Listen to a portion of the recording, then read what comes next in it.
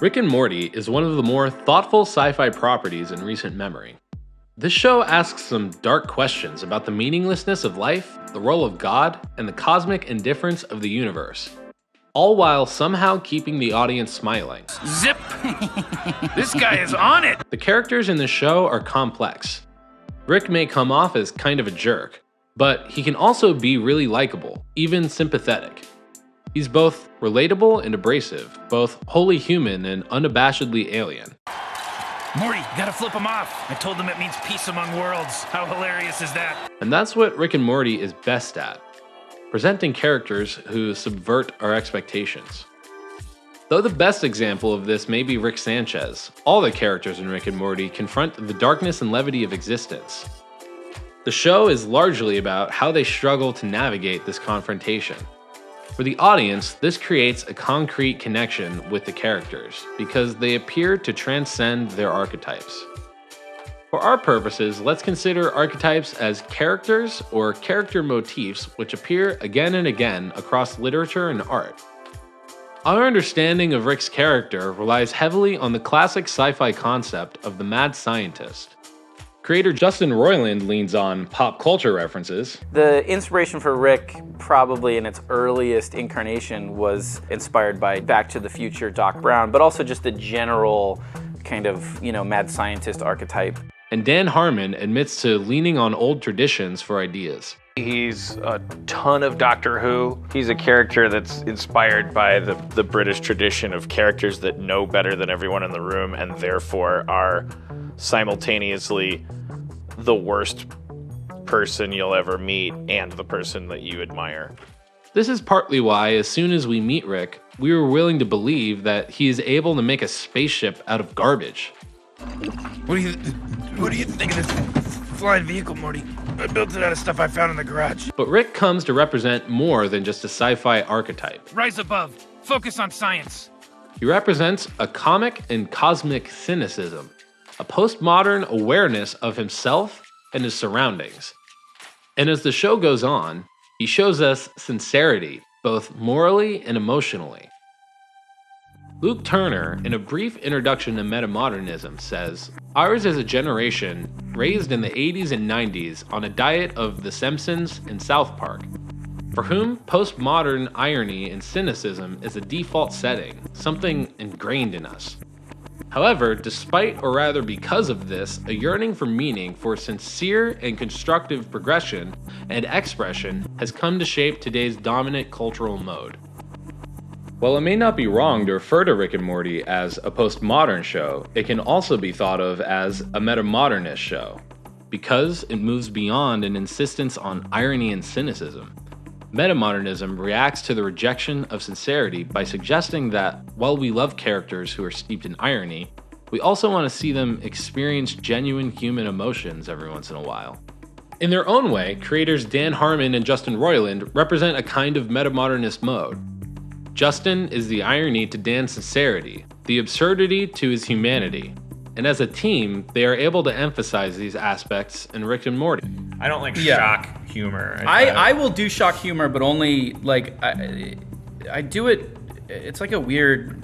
It's to fuck with people. But yeah, he definitely reins that in on the show. But there hasn't really been anything. Where shock humor overlaps with what I don't mind doing, where Justin and I both agree, is that comedy doesn't ever need to shy away from the natural darkness of the universe. Yeah. That's why comedy was invented. That's the soil it grows out of. Comedy. This balance allows Rick to confront dark subject matter in a way that feels genuine.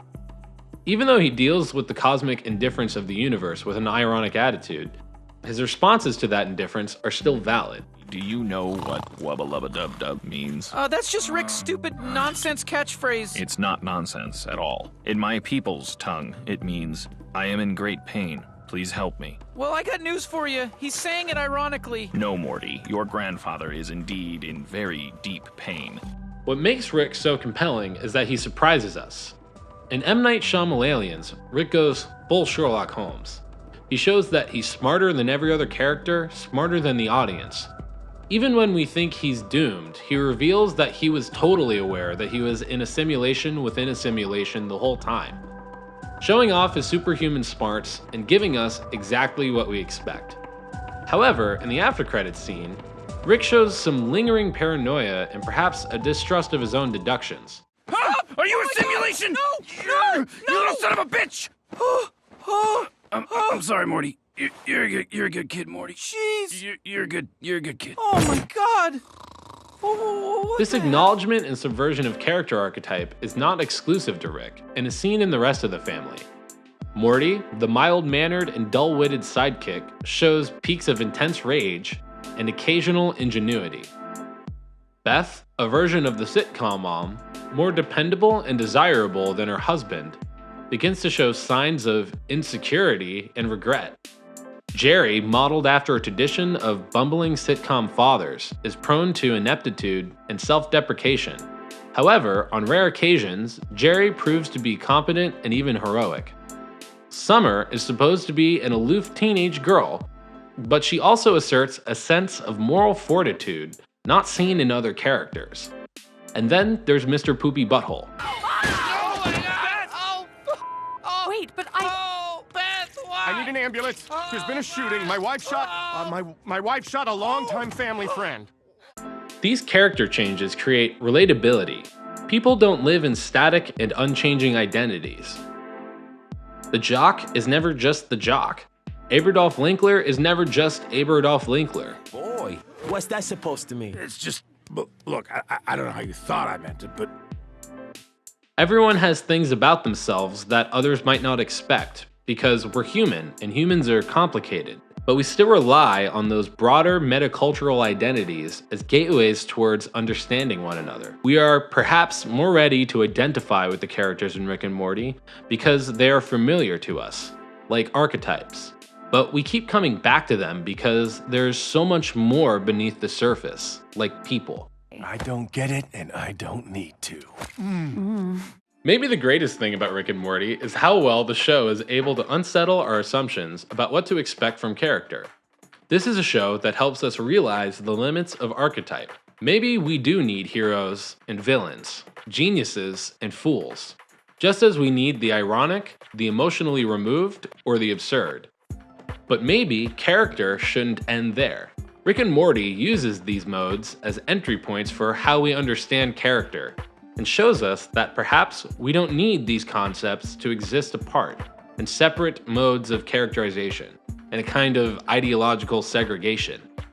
When characters move between these modes, when they are allowed to change, to contradict themselves and each other, and to grow, then we feel more connected to them, because that's how we experience our lives. Ultimately, what today's audience wants, what Rick and Morty delivers, and what all the best characters give us, is the opportunity to look at them and to see clearer reflections of ourselves.